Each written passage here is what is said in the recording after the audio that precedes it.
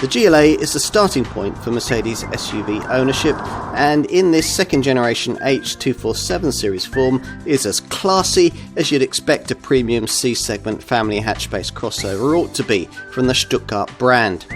Thorough engineering borrowed from the Mercedes A-Class means that there's plenty to like beyond the badge, primary selling points focusing upon quality and efficiency. The wide range includes everything from shopping versions to a plug-in hybrid, an off-road capable diesel derivative and track-tamed Mercedes AMG variants.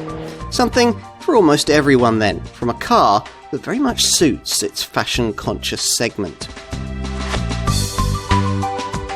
The first generation GLA could easily be dismissed as an A-Class hatch with lifestyle ideas above its station, but this Mark II model is very different, and you feel that right from the get-go. If you're a graduate from the older design, then you'll immediately note the more commanding driving position, and then as you drive, it'll become obvious that the Mark I model's famously lumpy low-speed ride has at last been properly addressed.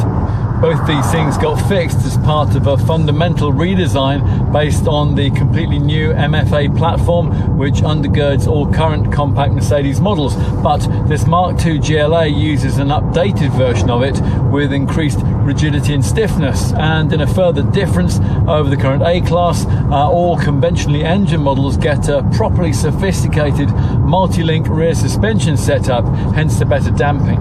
Much else is new too, all the mainstream engines for a start, which include a Renault-derived 1.3 litre four-cylinder petrol unit mated to a 7-speed automatic gearbox and offered with 136 horsepower in the base GLA 180 or with 163 HP in the GLA 200 model that most customers prefer.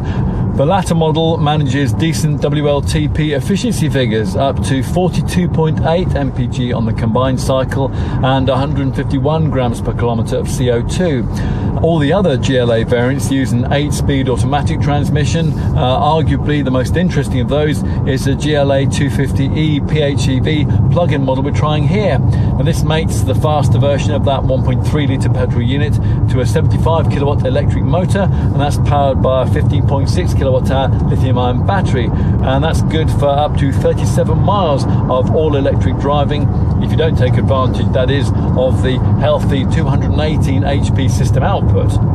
All the other GLA variants use 2-litre power plants of various sorts. There's a choice of 2 diesels, a front-driven GLA 200D with 150 horsepower and an all-wheel drive GLA 220D with 190 horsepower, a much improved 4MATIC system and an off-road engineering package too, and that adds a bit of extra soft road capability. 3 more performance-orientated petrol models also feature the 224 horsepower GLA 250, the 306 horsepower Mercedes AMG 35 4MATIC and the top wild 421 horsepower Mercedes AMG 45S 4MATIC Plus. If you want to know the difference between a crossover, basically a high-riding hatchback, and a proper purpose-designed SUV, then compare the first generation GLA design, very definitely a crossover, with this Mark II model. This segment has now become so significant that half-hearted design just doesn't cut it anymore. So, like its premium rivals, this Mercedes is now every inch a proper compact SUV. As part of that transition, there have been some interesting dimensional changes. This car is actually now 40 millimetres shorter than before, but there's 30 mils more wheelbase length between the front and rear axles, so that really doesn't matter. And it's a considerable 104 millimetres taller. What will matter just as much to likely owners, though, is the fact that it's a considerably more complete and modern piece of design. The powerful shoulders of the bodywork blend with the coupe-like lines of the tapering side windows and a contoured panel profile. Roof rails and all-round protective cladding over the wheel arches and the lower sills emphasise the SUV vibe. And of course, to suit the current trend, you can have large wheels. Rim sizes range from 18 to 21 inches. We've got the 19-inch AMG 5 twin-spoke alloys here. At the front, where stylised power domes in the bonnet emphasise the self-assured demeanour, it's evident that this GLA is quite a bit wider than its predecessor, 30mm wider in fact, something emphasised by this prominent grille, which features single louvre strips flowing into the central star, and it'll have a background of twinkling silver pins, providing you avoid the base sports spec models. Move to the rear and you'll find LED light clusters presented in two parts, with the reflectors positioned separately in the bumper. Okay, time to check out the part of this car which Mercedes promises will really sell it to you, the interior.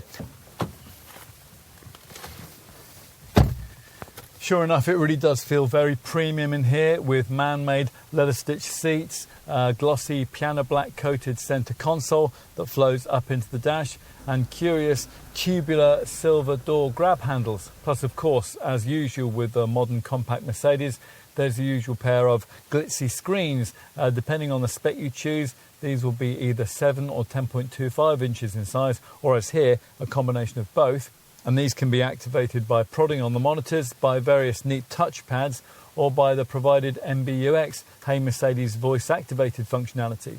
You sit much more commandingly than was the case with the previous generation model. Your windscreen perspective is now 140mm higher than it would be in an A-Class. And of course, as ever in a Mercedes, you're surrounded by premium touches, like these intricately fashioned double-stitched door cards and the circular silver jet engine style vents which decorate the dash and are an integral part of the classy ambient lighting system which brings the interior alive at night.